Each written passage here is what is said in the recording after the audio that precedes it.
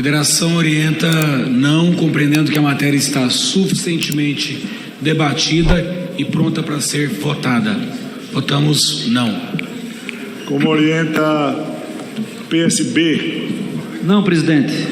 Como orienta PSOL Rede? Federação PSOL Rede quer adiar mais uma possibilidade forte de desgaste de partido político no Brasil. Nós sabemos que a nossa frágil construção democrática, que ainda abriga espionagem, furto de patrimônio, tratativa golpista contra o Estado democrático de direito duramente conquistado, implica em partidos fortes que não legislem em causa própria, que não coloquem na Constituição uma espécie de facilitário para os seus desmandos. Nós sabemos que os partidos muitas vezes são ajuntamentos não com visão de mundo, mas fundados no fisiologismo, na reprodução de mandatos, nos interesses menores, escusos, espúrios. Portanto, a nossa posição contra essa PEC é também pelo adiamento dessa. 379 sim, 23 não, uma abstenção. Está mantido o texto.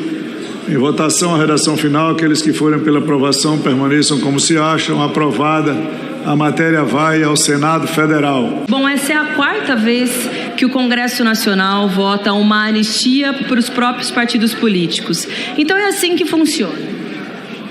Os deputados e os partidos votam as regras eleitorais, não as cumprem muitas vezes de propósito, porque não querem, porque não concordam, por exemplo, com as cotas de raça e as cotas de gênero, e depois os próprios partidos e os seus parlamentares votam um alto perdão. Dessa forma, me parece muito simples, né, Fernando? Ou seja, o Congresso votou uma lei e depois ele diz que ele não precisava cumprir a lei e ele simplesmente diz que ele está perdoado.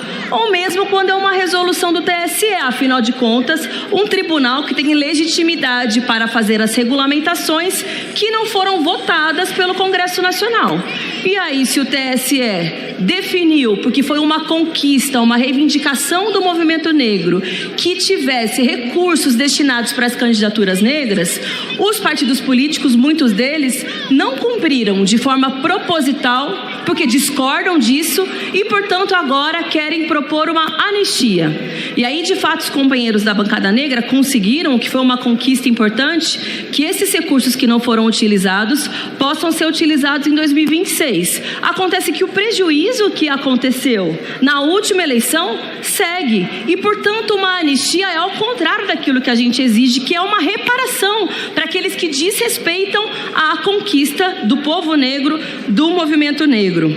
Segundo, ainda há uma possibilidade de refinanciamento permanente inserido na Constituição para parte dos recursos que não foram bem utilizados para as candidaturas femininas. Claro, aquilo que está acima dos 30%. Só que aí também é um retrocesso, porque nós havíamos conquistado que seria um investimento proporcional ao número de candidatas mulheres. E agora está dizendo não, que na verdade é um teto de 30% obrigatório, que entre os 30% e os 100%, tudo pode ser refinanciado. E vejam bem, não se trata de refinanciamento temporário e circunscrito, como são os refis que geralmente a gente vota. É um refinanciamento, o refis colocado na Constituição. É permanente, é uma autorização da Carta Magna. Isso gera o quê? Um salvo-conduto, uma autorização e uma acomodação de que os partidos políticos nunca vão cumprir as regras. Sejam as regras de gênero, sejam as regras de raça, ou mesmo as regras que dizem respeito a tributos e a outras formas de despesa, porque esse projeto também fala sobre isso. É sobre a utilização de recursos em geral, e aqui destacando, gente, são recursos públicos e cada vez mais os fundos partidários, os fundos eleitorais, têm se tornado cada vez mais bilionários. Então é uma cifra gigantesca que deveria ser cada vez mais utilizada com responsabilidade e com transparência. E aqui, na verdade, é um movimento contrário que está se propondo. E aí também quero dialogar com os que dizem que é uma conquista colocar os 30% na Constituição para o financiamento de candidaturas negras. Claro que haver uma regra constitucional é um passo fundamental e importante, mas, gente, as atuais regras definidas pelo TSE são de investimento proporcional. Então, se por um lado está colocando na Constituição, por outro está colocando que as regras para a próxima vão ser inferiores àquelas regras atuais. Portanto, ainda que colocar na Constituição é você estabelecer por lei o que é justo e necessário, na prática vai ter uma regra inferior para investir em candidaturas negras nas próximas eleições. E isso, sem dúvida, vai ter uma representação na cara do Parlamento brasileiro, que esse ano são somente cerca de 25%, tanto na Câmara quanto no Senado, e eu espero que nas eleições municipais o cenário possa ser diferente. A PEC 9 era simplesmente a PEC de anistia dos partidos. Nós conseguimos aqui, numa grande negociação, não anistiar os partidos pura e simplesmente. Os partidos deverão pagar aquilo que deve às candidaturas negras do Brasil. E eu estou muito feliz em poder contar com o apoio de tantos partidos nessa negociação. Olha, o que os partidos não investiram em 2022, eles vão ter que agora pagar ao povo negro, aos candidatos, nas próximas eleições.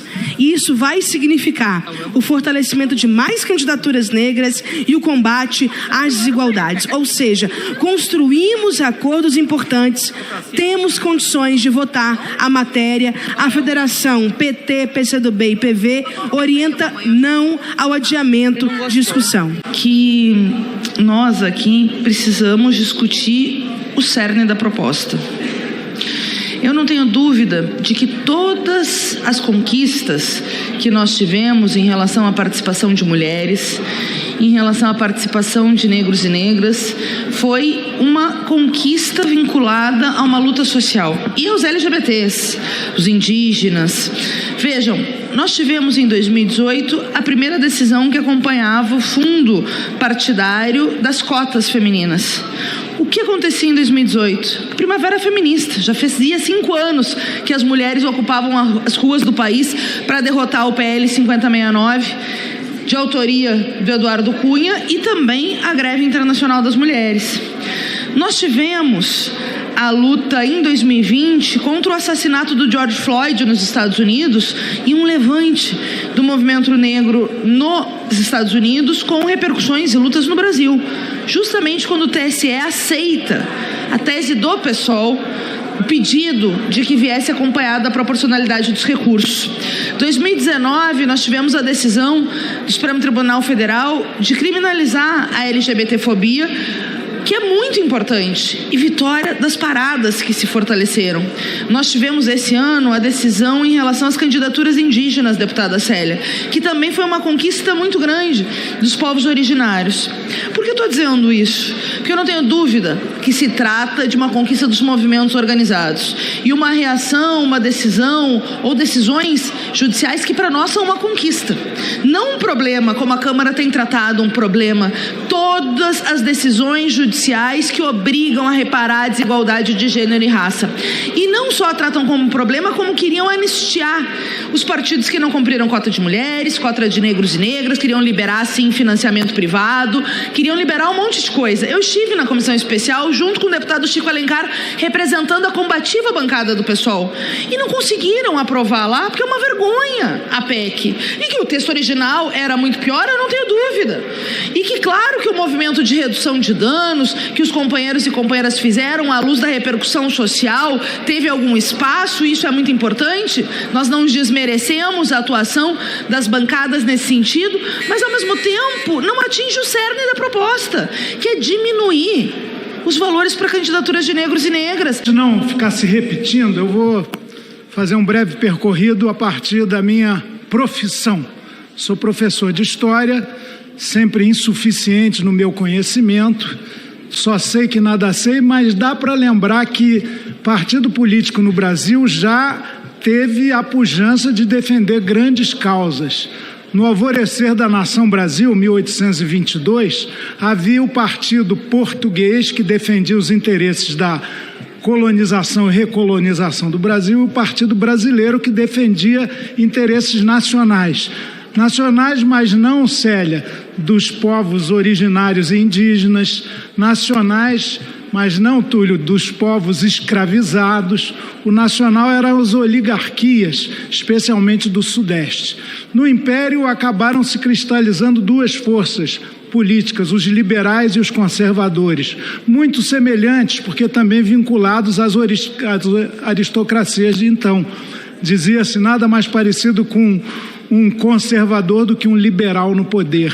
A República Velha era de partidos regionais localizados, os partidos republicanos, expressões da oligarquia que predominava era do café com leite, São Paulo da café, Minas da leite, e a minha Vila Isabel da samba, mas era a sede da República, o Rio de Janeiro, Distrito Federal. Tivemos um interregno de vida partidária na ditadura de Vargas do Estado Novo e no seu longo período no poder. Depois a democratização durou pouco, com 2 anos depois de 46, o Partido Comunista foi proscrito e veio o período tenebroso da ditadura, amigos presos sumindo assim para nunca mais, censura, tortura, alguns saudosistas dessa época, esses que espionam, por exemplo, com a BIM paralela, são um exemplo disso, desse saudosismo ainda efetivado na prática contra a democracia brasileira. A grande conquista da chamada Nova República, que envelheceu rápido, foi o pluripartidarismo.